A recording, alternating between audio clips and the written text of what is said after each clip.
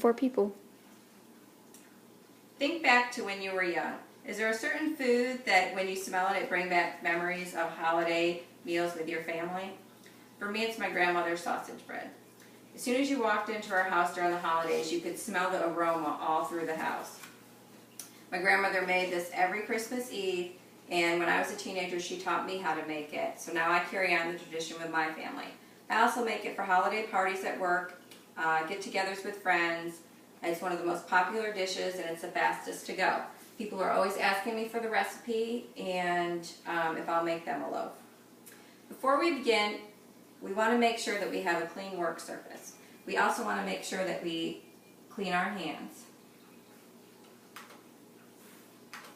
Then we want to gather our utensils. You need a knife, a wooden spoon, a spatula, mixing bowl, frying pan, rolling pin, cookie sheet, and parchment paper. Once you have those together, you can start gathering the ingredients. We need a dough ball, Italian sausage, mozzarella cheese, Parmesan cheese, oregano, garlic, eggs, butter, water, and flour. Once you have all the ingredients and the utensils together, we can begin. We're going to preheat the oven to 375 degrees, and we're going to line a cookie sheet with parchment paper. We'll go ahead and put that aside. Then we're going to get our dough together. Any kind of dough, pizza dough recipe will work.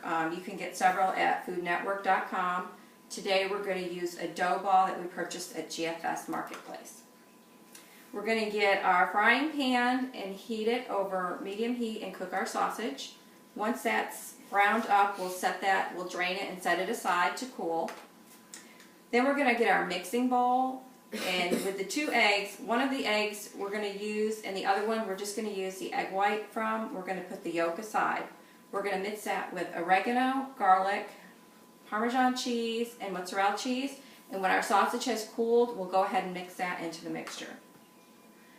Then we're going to flour our work surface, and we're going to roll out the dough ball into a rectangular shape about 1/8 of an inch thick. Then we're going to take the mixture and we're going to spread it on the dough. Then we're going to go ahead and roll it up like a jelly roll and carefully place it on the parchment paper. Next, we're going to take the yolk that we set aside and mix it up. Then we're going to baste it over the sausage bread. What that does is it gives it a nice golden brown color while it cooks. We're going to cook it at 375 degrees for 40 minutes. When it's done, we're going to let it cool for 20 minutes, and then we're going to slice it. I have some different ways we can serve it. I get this from Rotella's Bakery.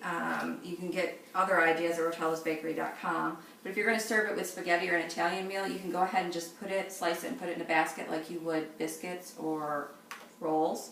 You can also serve it warm with marinara sauce for dipping. You can also, this is my favorite way, just slice it up and eat it cold. Just like my grandmother encouraged me, I encourage you to make this part of your family tradition. And I'm sure everyone is dying to go home and make this now, but you don't have to, because I have some here, so come on over and get a sample of it. The end.